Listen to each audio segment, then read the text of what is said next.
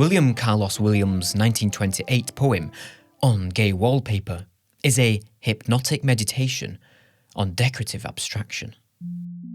Having enveloped the reader in the mathematically painterly world of the wallpaper, the poem hits a window.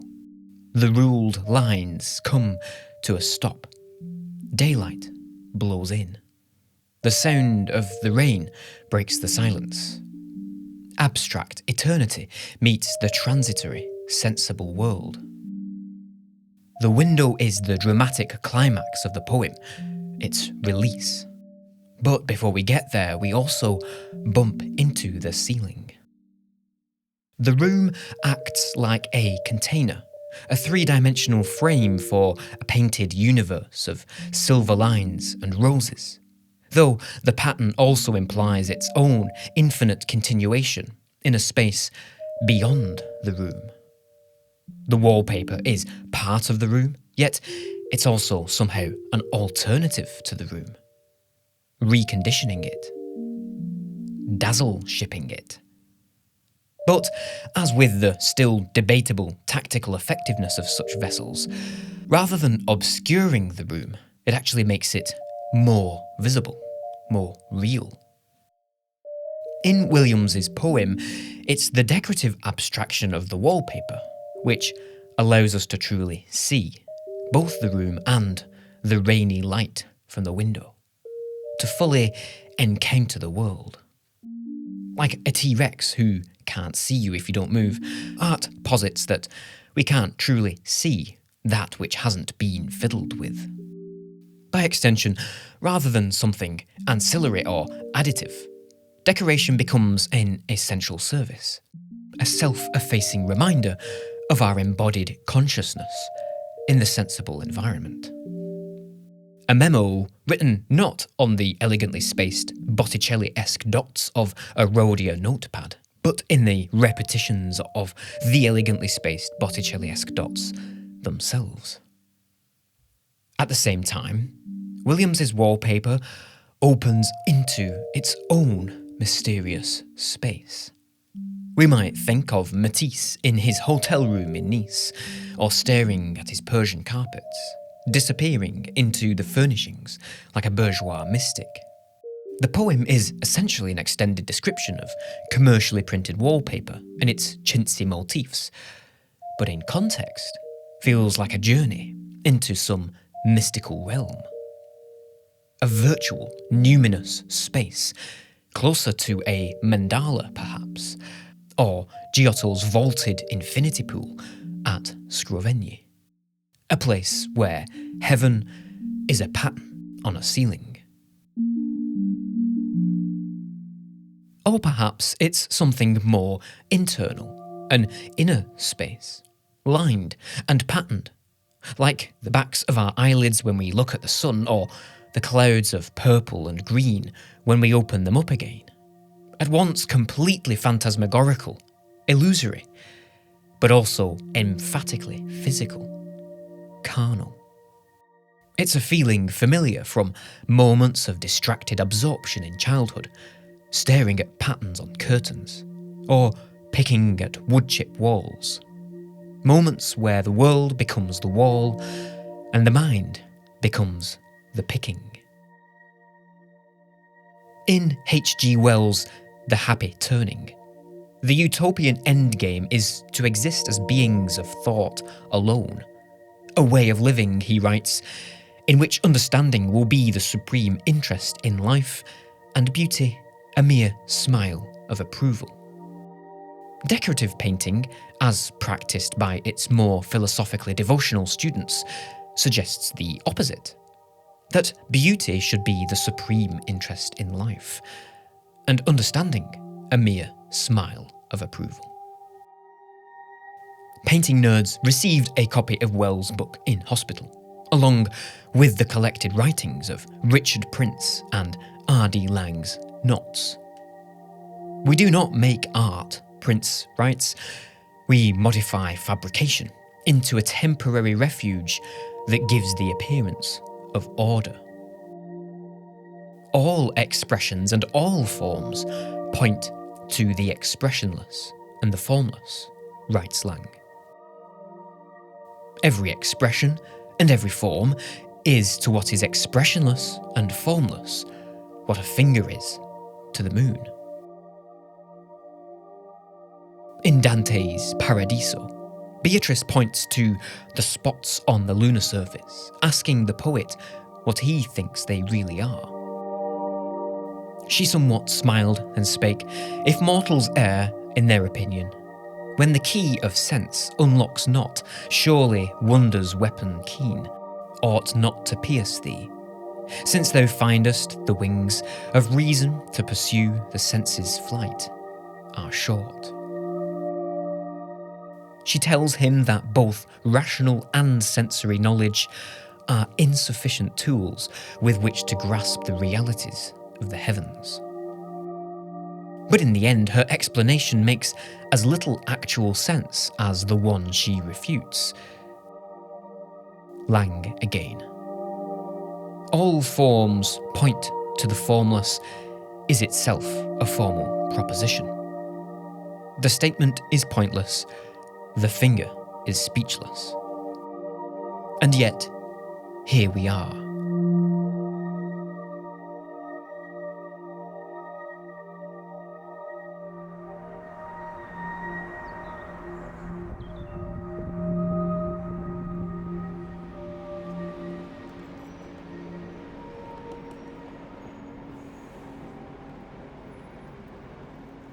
Richard Wright is a Turner Prize-winning artist who emerged from the Glasgow art scene of the early 90s, a prominent, if probably unwilling, figurehead of the so-called Glasgow miracle, a reductive, slightly patronising phrase which ignores a much wider history of progressive art activity in the city, dating back at least as far as Tom McGrath's counterculture-informed directorship of the Third Eye Centre in the mid-1970s. Despite being on the cover of the only comprehensive book on the subject, Wright is somewhat unusual as a painter within a milieu which mostly emerged from the Glasgow School of Art's Environmental Art department, a course which, ironically, superseded the old Murals and Stained Glass department in 1985. Training as a sign painter after giving up figurative painting in the 1980s, Wright re-emerged as part of a more ephemeral, site-specific field of activity in the city, working on walls that were often painted over, demolished, or left to rot, a practice which has persisted, despite his taking on much more ambitious and/or permanent commissions in the years since. Wright's current show at Camden Art Centre has the tricky job of having to pull together a comprehensive survey of an elusive body of work which often defies both preservation and mobility. Just as the paintings, freed from the picture frame but stuck tight to their settings, can often seem to defy language. On this channel, we normally talk about easel paintings, which get a lot of their intensity from the pressure exerted by their frames and boundaries.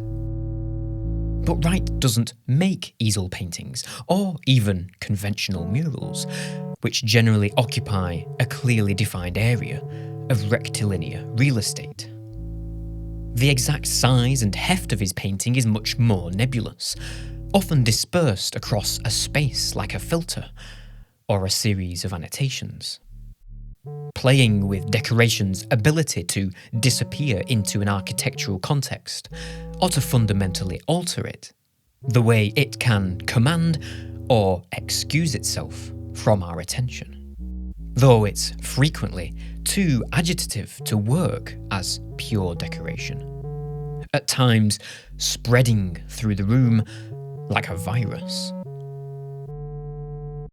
As sensitively embedded as they are, the paintings are also a form of overwriting, both underlining and accentuating a space, while opening up its possibilities.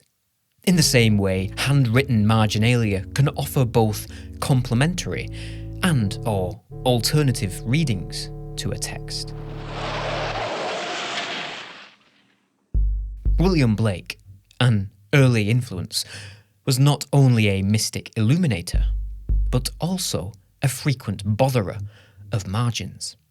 A wriggling mind unsatisfied with the world as it was handed to him, and in many ways an iconoclastic precursor to DIY culture as we know it. Subcultures are often preoccupied with, and in many cases, entirely based around customization, taking existing structures and transforming them through a combination of skill and subversion. A process which then quickly crystallizes into its own set of structures and conventions. Wright has often said that he finds it useful once certain motifs have entered the realm of graphic design. Blake's flames and flourishes filtered through the hot rod pinstriping of Kenny Von Dutch Howard, for example, a problematic character who nevertheless attained the almost supernatural ability to paint filigree detailing over factory finishes, apparently completely freehand. Equally formative were the album covers of people like Rick Griffin, Stanley Mouse, Roger Dean, in which the conventions of pinstriping and psychedelia are further focused, formalised, and readied for dissemination. The energy of Blake's more roughly hewn world redirected toward clarity and stylisation. A range of decorative motifs available for use. As if it were some kind of open source software.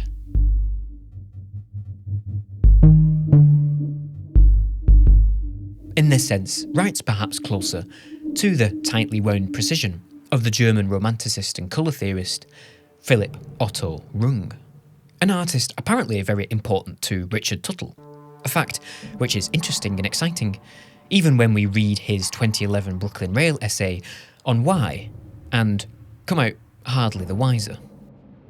Goethe, who hung prints of Runge's Times of Day sequence in his music room, once exclaimed to a visitor that they were enough to drive you crazy, beautiful, and mad at the same time, which is possibly more helpful. Though Tuttle does talk compellingly, if elusively, about the sense of embodied reality Runge finds in the thickness of his line as it relates to his ink-dipped quill, just as he talks elsewhere about immanence and transcendence, about searching for a point of perfect balance between the two, which is perhaps a pertinent set of ideas to leave hanging at this point. There are essentially two main compartments in Wright's visual toolbox. One we could crudely label something like visionary psychedelia, the other geometric modernism, though these terms tend to become pretty interchangeable in practice, as if one visual modality were always on an inevitable trajectory toward becoming the other. The amorphous swirls striving towards symmetry, order. The checkerboards squirming and pulsing, decomposing. The work also phase shifts between modern and pre-modern idioms at a moment's notice. Even in the most op art of paintings, we can sense a much older pictorial imagination at work. This 2024 wall painting, perhaps, invoking the frescoes of Fra Angelico at the convent of San Marco, for example. So much so that we almost have to be careful not to see doors and archways, wings and trees, halos and prayer stools among the pixels. Just as glimpses of Wright's optical modernism seem to offer themselves in the tiled interior of Duccio's Temptation, currently on loan at the National Gallery. As if all painting's possibilities were already contained within the art form's basic genetic code. Its mysteries an open secret, passed around workshops since its earliest days. Dividing the work into the more minimal and the more elaborate, we can also subdivide it into broadly site-specific work and work on paper. Though again, there are no hard and fast rules dictating any correlation between the type of support and the voicing of a work. The works on paper can range just as freely between the more fluid and the more geometric as the works on walls, even if they naturally tend to develop in a more exploratory, even doodly way. At times coming perilously close to the Y2K cyber sigilism that covered the margins of schoolbooks circa 2006. In its more standardised form, the cyber sigil is essentially a younger subcategory of the loosely termed arabesque, an endlessly flexible decorative device which can be extended or curtailed as required for any given stretch of space. Whether a lower back tattoo or a button-up shirt, or the classroom ceiling painting nerds high school art teacher had us decorate with what we problematically call tribal, a site-specific work demolished along with the school in 2009. Though not without precedent, it becomes less common for this kind of doodly work to migrate onto the walls, but it makes a welcome reappearance at Camden. This painting, like a school of tropical fish, softening while affirming the architecture, turning the skylight into a kind of prism, colouring the rest of the space like the light from an aquarium. It's a small, freeform work which nevertheless connects to the nervous system of the entire room, just as it counterpoints this much more maximalist monochromatic painting in Gallery 3. A work which opens up a kind of two-dimensional mihrab on the wall. A prayer niche that was already waiting there, between the polished parquet floor and the barrel-vaulted ceiling. Starting off fairly regularly, then becoming more fractal and complex as the air itself seems to rise and congregate up top. Crumpling and complexifying as it hits the corners, the work makes tangible the intangible conditions of the space, while at the same time breaking it down, making it squirm, making its secret movements track and traceable, like a motion capture suit for the wall. Though in some ways very different, this Doré-esque work on paper enacts a similar process of solidification and dissipation. Its sunlight and cloud constructed from sturdy bars and rods of gold, which make the image shimmer on the edge of existence. An alchemical process reversed in the glassworks, which sit at a similar juncture between atmospherics and aesthetics. A series of lenses through which geometric modernism becomes spectral and endlessly variable. Weather permitting.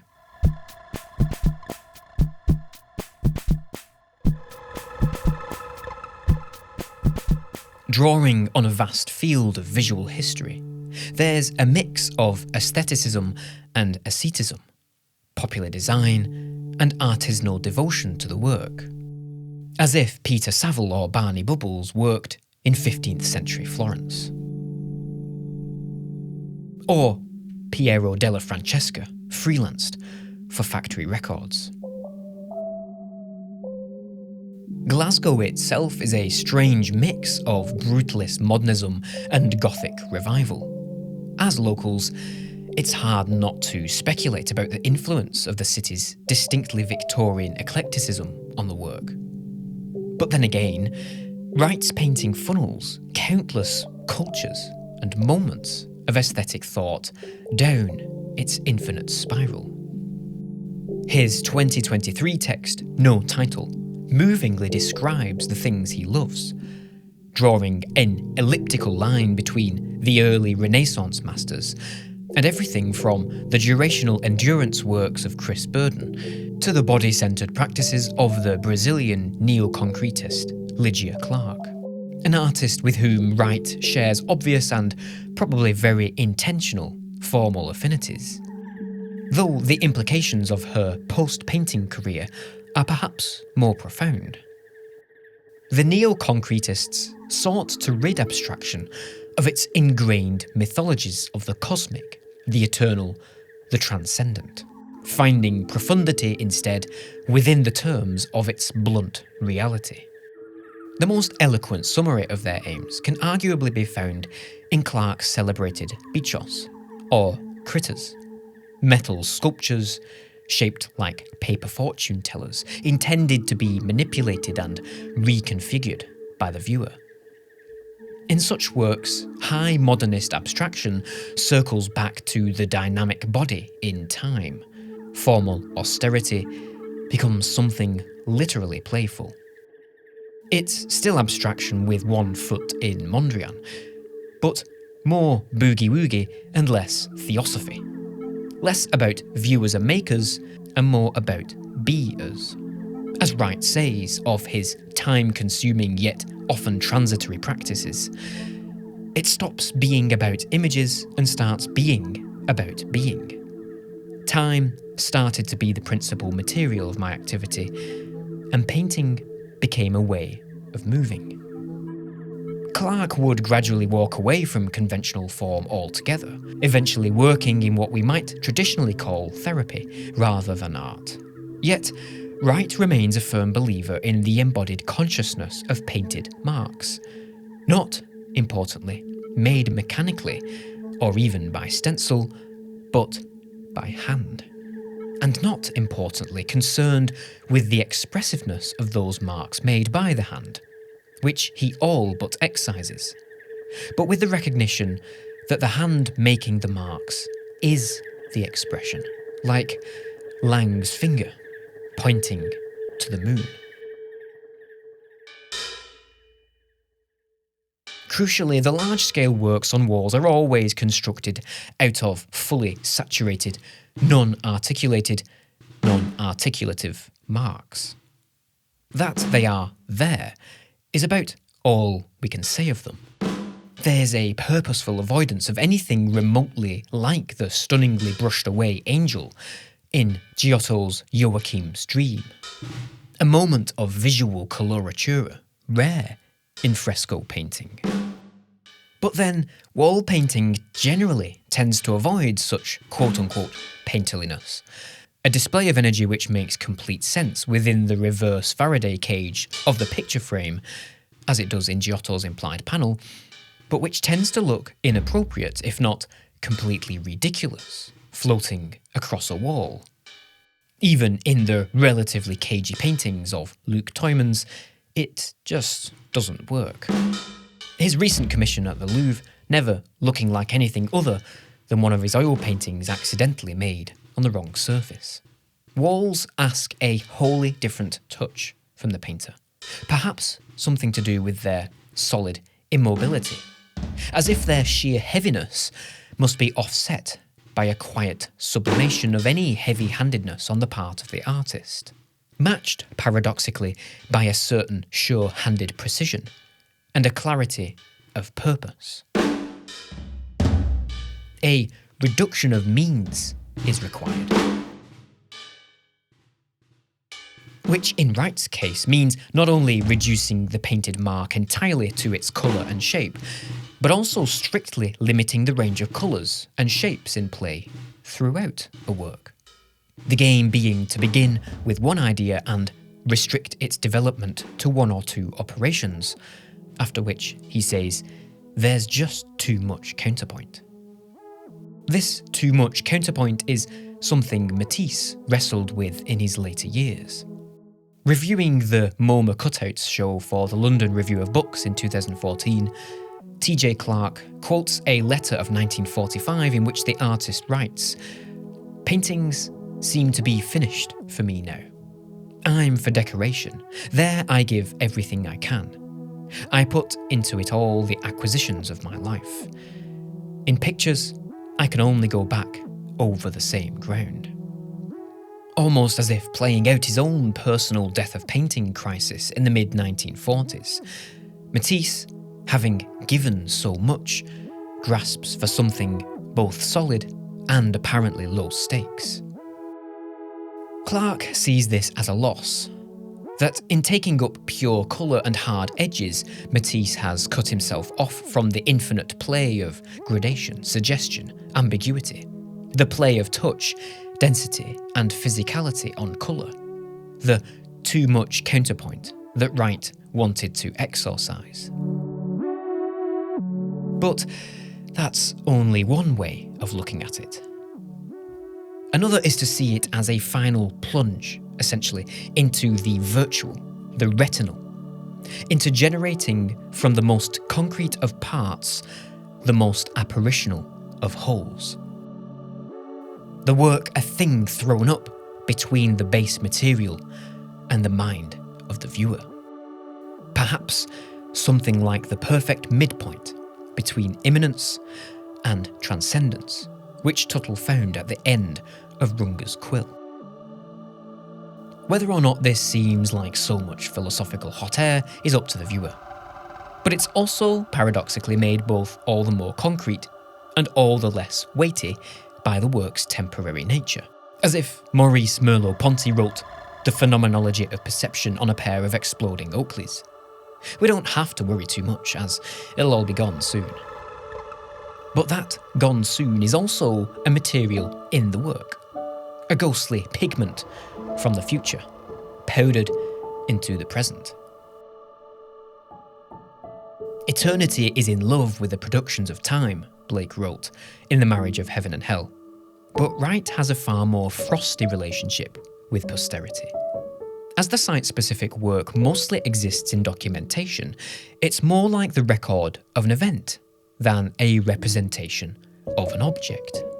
And even the more grand or permanent commissions carry with them the distinct sense of their own eventual erasure. Way more than the slightly unkillable nature of even the lousiest easel painting.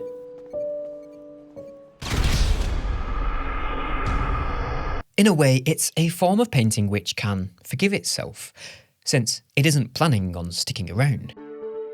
We might think of Wright along the lines of John Ruskin's breezy description of Giotto as a travelling decorator, an authority on walls untroubled by critics.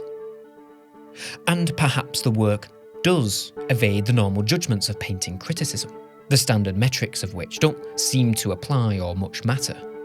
And yet, they also do. The work almost dares us to damn it with all the clichés of faint praise. The colours are nice. It's very detailed. It must have taken a long time. It goes well with the room. It looks good in this light, and so on. All the things we normally say to talk around a work, rather than about it. Yet a kernel of something much more profound resides in each of these apparently reductive statements, which Wright drags out like the last dregs of a paint tube, as if to question just how much can be done and just how much ground can be covered with those dregs alone. Sometimes a painting idea is no more than a meeting between a quantity of material and a quantity of action, he writes, almost encouragingly. But how should we evaluate these meetings? Perhaps it's best that we judge them not as autonomous works, but as scenarios, stuck limpet-like to the rock pool of the world. Temporary arrangements in which the quantity of material is both the paint and the room it's scattered across, requiring a different kind of painting criticism, in the same way non-Euclidean geometry requires a different kind of physics.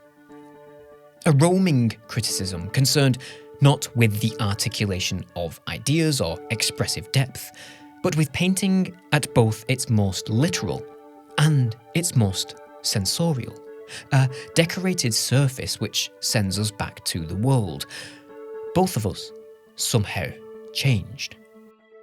In the face of which the critic might recall the words of André Breton on the visual art of Victor Hugo, whom he called an octopus stealing enchantment back from critical pedantry, using its inky veil to render the dawn more beautiful.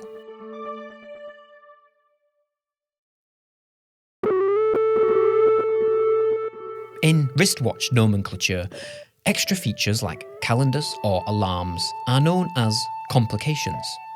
Extra movements that go beyond the basic requirements of a functional display. A watch with several complications is known as a grand complication. Wright's painting, like life, finds itself in grand complications.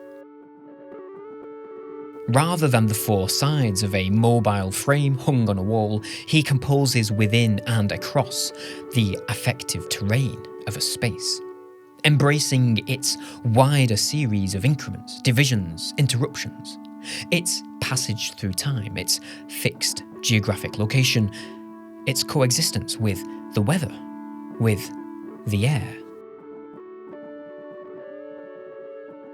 Anchored in place and fully aware of its potential obsolescence, the autonomy of the artwork is pressed down to its thinnest possible thickness, like a lichen on a rock.